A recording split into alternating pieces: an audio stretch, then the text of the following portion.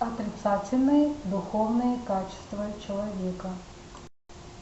Сравнительная степень прилагательных образуется с помощью суффиксов рак, рек, рак, рек. Их правописание зависит от того, какие буквы стоят перед ними. Жақсырақ, Лучше, жаңарақ, новее, тазарақ, чище, жылырақ, теплее, күштірек, сильнее, әдемірек, красивее, дәмдірек, вкуснее, жаманырақ, хуже, жақсырақ, моложе, ағырақ, белее, ыстығырақ, погорячее, суығырақ, холоднее, қиынырақ, труднее, ұзынырақ, длиннее, алысырақ, дальше, қымбатырақ, дороже, үлкенірек, больше, кеңірек, шире, тезірек, быстрее, жеңілірек. легче. Сравнительная степень прилагательных в казахском языке также образуется при помощи и других суффиксов, таких как дау, деу, тау, теу, лау, леу. их правописание зависит от того, какие буквы стоят перед ними. Арзандау, Немного дешевле, салқындау, немного прохладнее, жасылдау, зеленоватый, ұзындау, чуть длиннее, қалыңдау, плотноватый, үлкендеу, чуть больше, кеңдеу, немного просторнее, жеңілдеу, немного легче, тереңдеу, немного глубже, ластау, немного грязнее, жастау, немного моложе, қымбаттау, немного дороже, суықтау, холодноватый, алыстау, чуть дальше, биіктеу, немного выше, қоңырлау, коричневатый, қаралау, черноватый, жаңалау, чуть-чуть новее, қысқалау, коротковатый, қаттылау, тверже, кішкентайлау, младше, меньше, жылылау, чуть теплее, тәттілеу, сладковатый, түзулеу. прямоватый.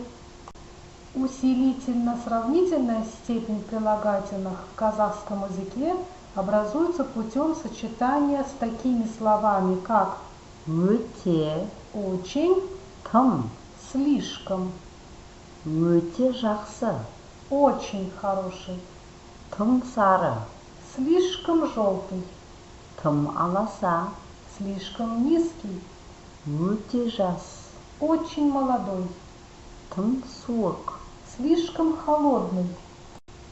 Превосходная степень прилагательных в казахском языке образуется при помощи таких слов, как ең, самый, аса, наиболее, ең биік, самый высокий, ең ұзын, самый длинный, ең терең, самый глубокий, ең кең, самый широкий, ең ірі, самый крупный, ең үлкен, самый большой, ең кішкентай, самый маленький, ең тұзды, самый соленый, ең жақсы, самый хороший, ең төмен, самый низкий, ең суық. самый холодный.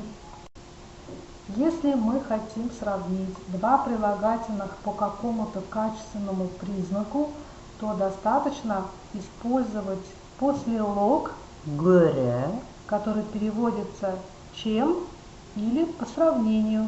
Например, пиццадан гөрі мәнті дәмдірек. Вашингтоннан гөрі Венеция әдемірек. қазақ тілінен гөрі ағылшын тілі жеңілірек пе? Ол менен гөрі күштірек. Ол менен гөрі тезірек ойлайды. Күндегіден гөрі бүгін жылырақ. Күндегіден гөрі бүгін суығырақ. Күндегіден гөрі бүгін шуырақ. Пиццадан гөрі манты дәмділеу. Вашингтоннан гөрі Венеция әдемілеу. Қазақ тілінен гөрі ағылшын тілі жеңілдеу ме? Ол менен гөрі күштілеу. Күндегіден гөрі бүгін жылылау. Күндегіден гөрі бүгін суықтау. Күндегіден гөрі бүгін шуылау. По учебнику выполните сначала задание «Проверь себя», затем письменно выполните 8 заданий, домашнее задание и выучите новые казахские слова и выражения по теме «Казахская религиозная культура».